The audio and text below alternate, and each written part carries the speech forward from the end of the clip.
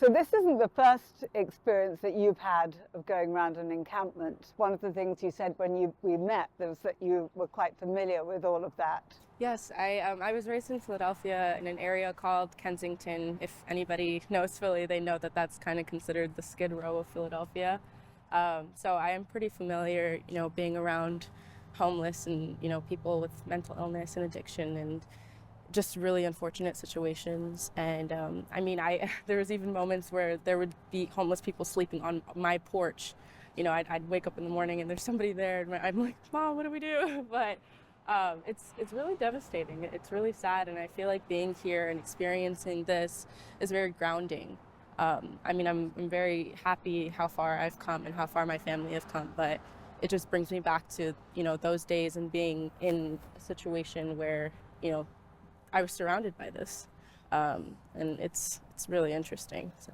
Yeah, I think I was really excited to join this project because of, how I grew up. And I just think people need to learn how to be a little bit more understanding and compassionate. I feel like whenever I'm in conversations involving homelessness, it's always someone saying like, oh, they can just get a job.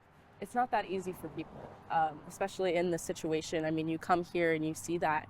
How are you supposed to get a job if you don't have an address? How are you supposed to get a job if you don't, have that experience? And I feel like there definitely should be services that can help people that need it. And I don't know, I hope that one day I can live in a world where the homeless response system has a diverse spectrum of services for specific households' needs, because everybody's story is different. So I think that's really important, and I'm really excited to be doing this with you guys. Now, what was your first thought when you read the script, No Address?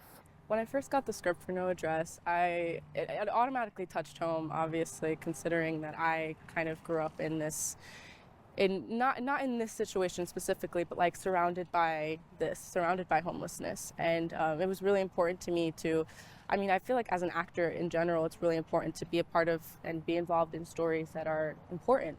And that can hopefully, leave a mark in the world to viewers who watch it. So it was really like exciting kind of to be a part of something that, could help somebody out there. Did you know much about the aspect of foster youth and transitioning out and some of the challenges there before you got involved in the film?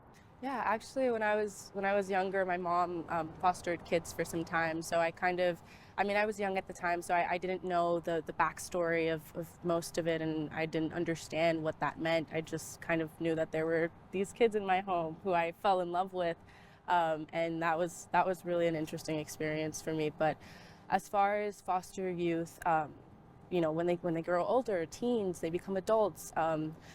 I feel like there's not a lot of resources, and there should be more resources for teens, like whether it be classes or just like, anything to help these kids, grow up. They don't know anything. They don't know about taxes. They don't know how to, get a job, especially if they don't have an address. How are they supposed to do those things? So I think it's really important for there to be more services to help foster youth. Yeah, and as far as foster teens go, imagine being a teenager who just finished high school, who is a foster kid, who has no real home, and they're kind of just being thrown out into the world to figure things out, to figure out where they should live, where they should get food. It's devastating, and it's a really hard situation, and I think there needs to be more resources to help kids in need who need help.